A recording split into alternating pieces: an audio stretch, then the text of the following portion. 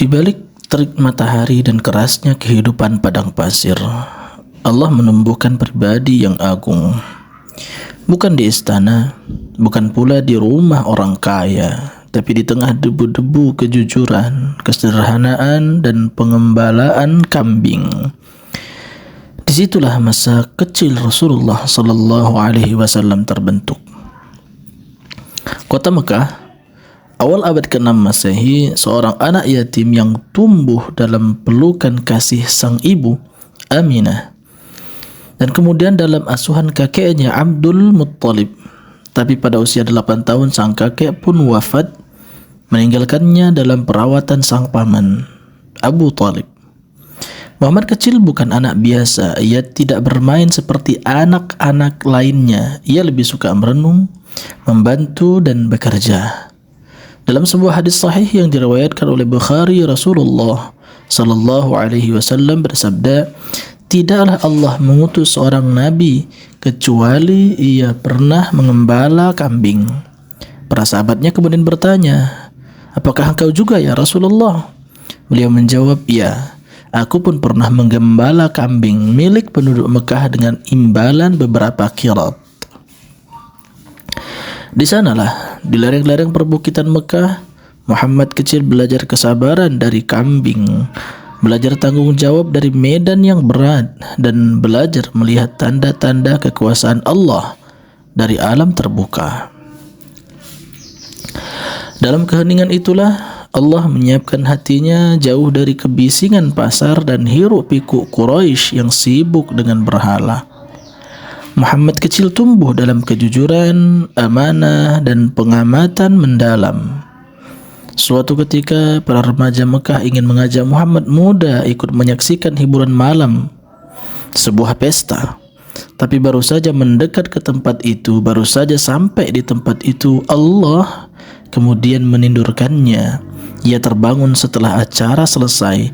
2 kali kejadian tersebut terjadi, dan begitu juga di kali kedua Allah membuat Nabi Muhammad tertidur. Dan sejak saat itu ia tak pernah mencoba lagi. Sejak kecil Allah telah menjaganya dari noda-noda jahiliyah. Waktu berlalu, Muhammad tumbuh menjadi remaja berusia 12 tahun. Saat itu pamannya Abu Talib, seorang pedagang yang sederhana, bersiap membawa rombongan dagang ke negeri Syam. Abu Talib sempat ragu untuk membawa Muhammad kecil, tapi cinta pamannya tak tega meninggalkannya sendirian di Mekah. Maka berangkatlah kafilah Quraisy menyusuri jalur dagang utara, melewati padang pasir gesang, lembah-lembah tandus, dan bebukitan bebatuan.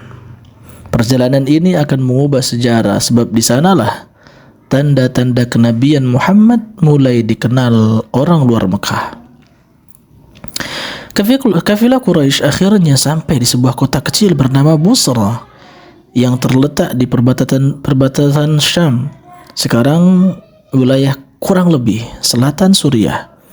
Kota ini berada di bawah kekuasaan Romawi Timur dan merupakan pusat transit kafilah dagang. Di kota ini tinggal seorang rahib Nasrani yang dikenal alim dan zuhud, bernama Buhaira. Ia tinggal di sebuah biara tua tak jauh dari jalur kafilah biasa singgah. Setiap kali kafilah Quraisy lewat, Buhaira tidak mempedulikannya, tapi kali ini ia keluar dari biara, dari tempat ibadahnya.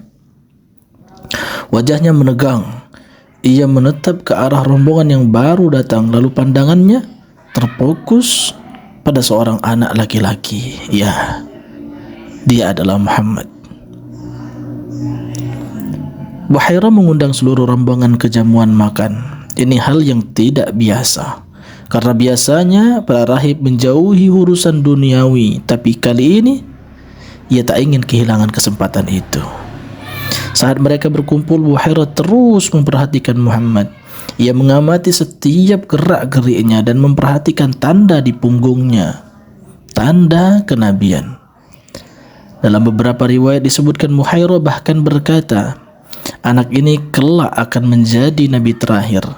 Aku melihat awan menaunginya saat ia berjalan, dan saat ia duduk di bawah pohon, dahan pohon itu ikut menunduk menaunginya. Tak ada yang memiliki tanda-tanda ini kecuali jika ia adalah seorang nabi. Buhairah kemudian mendekati Abu Talib dan berkata dengan suara rendah namun penuh ketegasan, "Kembalikanlah anak ini ke negerimu segera. Jika orang Romawi atau orang Yahudi melihat tanda-tandanya, maka mereka akan mencelakainya. Karena mereka tahu telah dekat waktunya, waktu keluar seorang nabi terakhir, dan mereka mengincarnya." Mendengar itu Abu Talib gemetar. Ia tak menyangka. Ia segera membawa keponakannya kembali ke Mekah, menyudahi perjalanannya dengan lebih cepat dari jadwal seharusnya.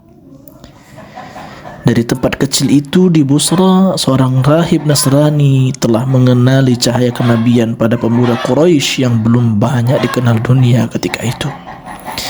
Tapi Allah telah menetapkan bahwa risalah ini tidak akan turun di Syam, bukan pula di Romawi, tapi di sebuah gua sunyi di atas Bukit Hira 28 tahun setelahnya. Masa kecil yang penuh kerja keras, kesederhanaan, dan penjagaan ilahiyah menjadi pondasi bagi risalah terbesar dalam sejarah manusia. Inilah kisah masa kecil Rasulullah SAW, dari pengembala kecil di Bukit Mekah hingga dikenali oleh rahib Nasrani jauh di negeri Syam. Kisah ini bukan sekadar sejarah, tapi cahaya petunjuk bagi mereka yang mencari kebenaran. Jika kisah ini menyentuh hatimu, jangan lupa like, komentar, dan share. Mari hidupkan kembali cahaya sirah Nabi dalam hati setiap muslim. Syukran.